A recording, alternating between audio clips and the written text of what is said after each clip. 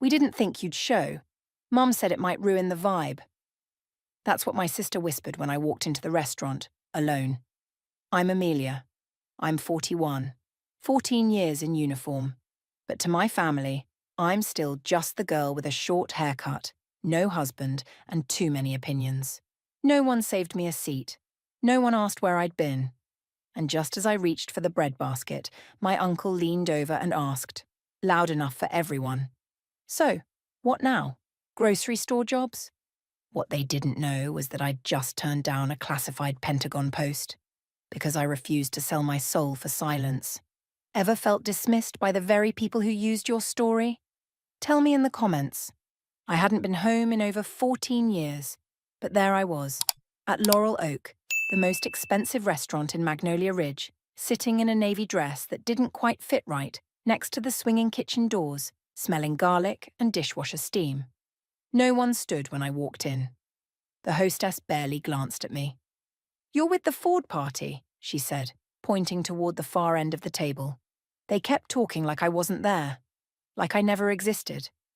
From across the candles and silverware, I saw Vanessa, my sister, float in, dressed like an actress on premiere night, hair perfect, voice poised. She wrapped her arm around the mayor. "Our new community initiative is launching soon," she announced. "Crane Ventures is fully behind it." Not one word about me. Not one look. Just airbrushed history in a red dress. When my mum stood to speak, her voice rang proud. She listed her blessings: Vanessa's booming startup, Cousin Brian's med school admission, the baby's spelling bee ribbon. Nothing about me. I raised my glass anyway.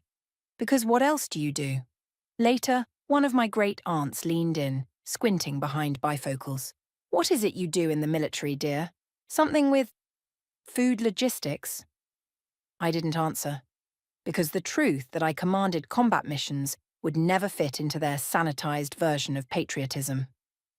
As dessert arrived, Vanessa leaned down and whispered, "You came back just in time." But Mum really didn't want the vibe to feel too overshadowed, you know? I looked at her. Still the same girl who copied my homework and blamed me when we got caught. The next morning I woke up in a motel room that smelled like bleach and silence. No one had offered me a place to stay. Not even a polite gesture. The only message on my phone: "Thanks for coming. Your mother's tired. Not up for visitors." From my father. I walked into town just to breathe. Magnolia Ridge hadn't changed, but I had. Then I saw it. Vanessa's boutique. The gold thread. Front window display. A massive photo of her in a military-style dress uniform. A bronze star pinned to her chest. I froze. It was the decommissioned design. One with a manufacturing flaw that was pulled years ago. Only someone who stole it, or bought it off a collector, would wear that. And she wore it like jewelry. Below it, a tagline: "From family legacy to civic duty." Last night's memory hit me, Vanessa laughing lightly to a guest. "My sister tried the military thing, but it wasn't for her." I learned from her mistakes. I didn't go in. I couldn't. Instead, I walked to my father's bookstore. The same bell rang over the door.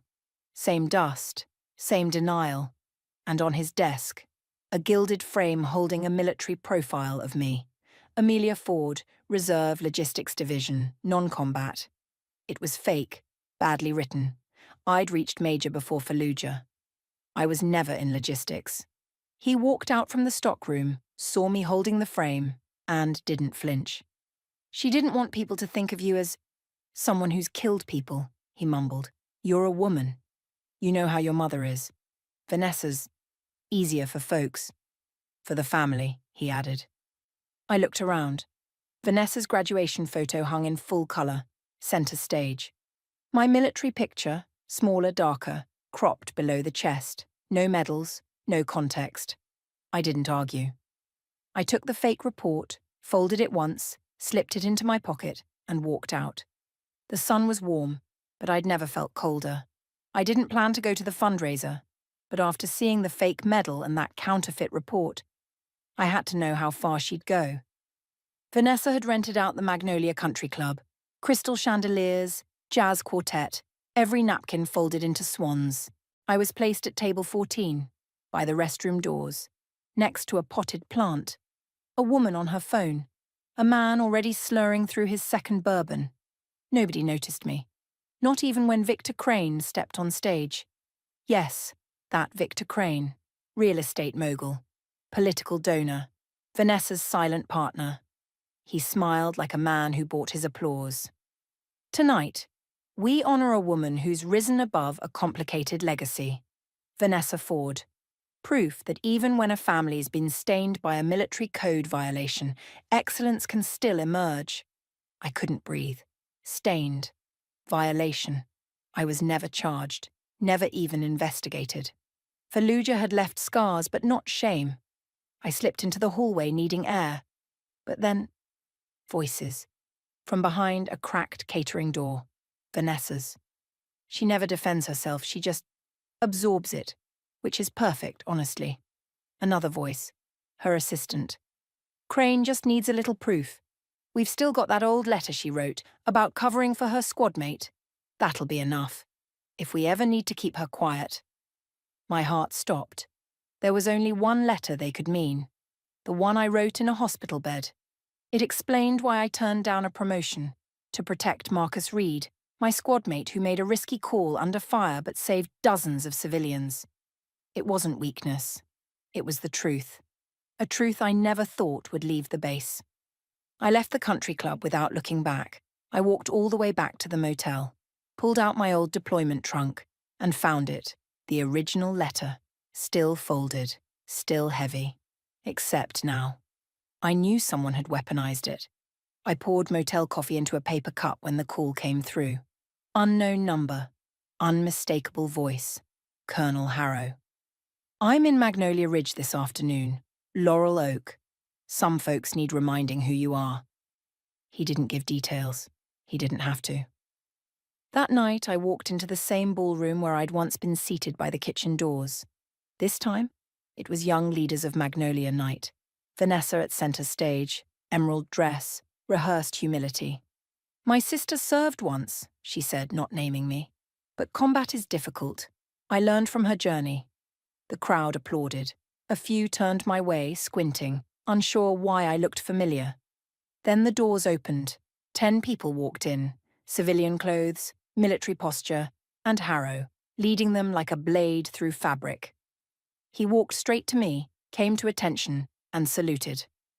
"Welcome back, Major General Ford," he said, loud and clear. "It's an honor to stand beside my former commander from Fallujah." The room froze. Vanessa blinked. My mother gasped. The mayor nearly dropped his wine glass. Harrow turned to the crowd. For those unfamiliar, General Ford led Operation Emberline, the rescue of 42 civilians under fire in the Red Sector. She was the youngest recipient of the Valor Cross that year. Vanessa tried to interrupt. Her voice cracked. She turned down a promotion, Harrow continued, ignoring her, to protect her team's integrity.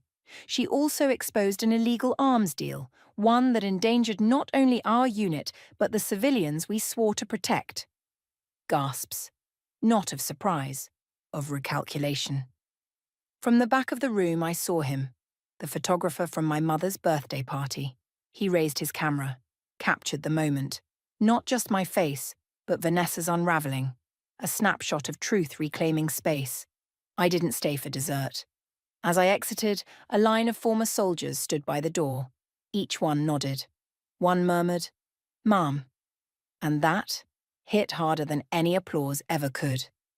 2 days after the Veterans Conference, Victor Crane's face was on every headline. CNN, Military Times, Washington Post, Fallujah cover-up exposed. General Amelia Ford speaks out. His empire crumbled overnight. Crane was arrested, and I was classified as a federal whistleblower. It should have felt like victory. Instead, it felt quiet. I returned to Magnolia Ridge under a grey sky. My parents were waiting. The living room unchanged, except for them. My father walked to the wall, took down the framed fake report, tore it in half without a word. "I didn't have the courage to stand with you," he said, "but I see now, it was your courage that kept us all standing." Later, I found Vanessa, packing up the remains of her startup. She looked at me through red-rimmed eyes. I just wanted Mum to look at me the way she looked at you, she whispered. But I forgot what you had to survive to earn that. I nodded. You don't need to be me. You just need to stop turning other people's wars into your stage. That afternoon, we stood at Marcus Reed's grave. Lily, his daughter, held my hand. You're the woman who speaks for Daddy, she said softly. I knelt and gave her his eagle pin. Would you like to stay with me for a while? I asked. Somewhere you don't have to hide who you love. She nodded. 3 months later, the new Marcus Reed Veterans Resource Centre opened. My name was on the plaque, but the spotlight stayed on others. Lily held a photo of her dad. Vanessa stood in the back row. No cameras, no speeches, just presence. And I knew. Some battles change the world. Some just make sure the truth survives it. If this story moved you, let me know where you're watching from. Or just drop a simple comment. Still here. Because surviving alone is one thing, but rebuilding? That takes all of us. And if you want more stories like this, don't forget to hit subscribe. Your presence matters more than you think.